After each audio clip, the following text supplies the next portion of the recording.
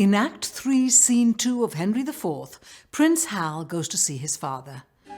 King Henry lectures his son, complaining that he isn't acting like a prince or like Henry himself as a young man. Instead, Prince Hal is acting like the previous King Richard II, who was overthrown. King Henry argues that if Prince Hal continues in this way, the common people will dislike him. He says that everyone sees how Prince Hal is acting and that he's ruining the fortunes of their entire family. In a dramatic fashion, the king goes so far as to wonder if God is using Prince Hal to punish him for some sin.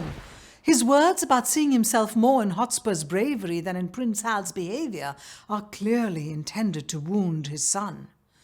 Moved, Prince Hal pledges that he will act differently from now on.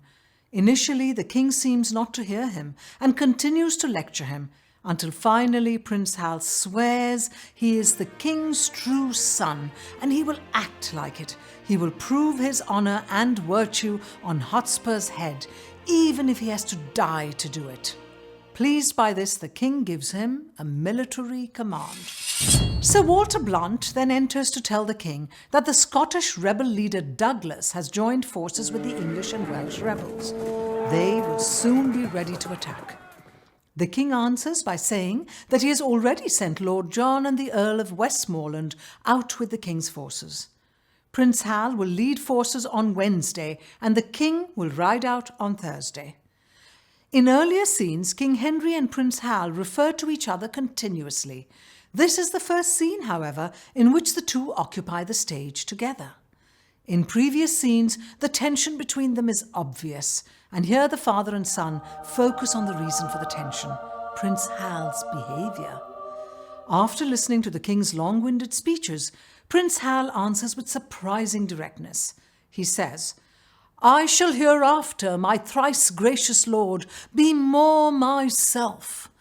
Unlike previous scenes in which Prince Hal changes his mind or interacts with multiple characters in different ways, he does remain steadfast this time.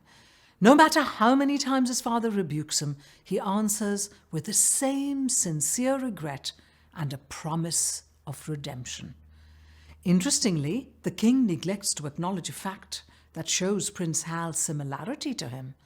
Before he took the throne, King Henry spent time with commoners and away from court to avoid appearing as if he was vying for the crown.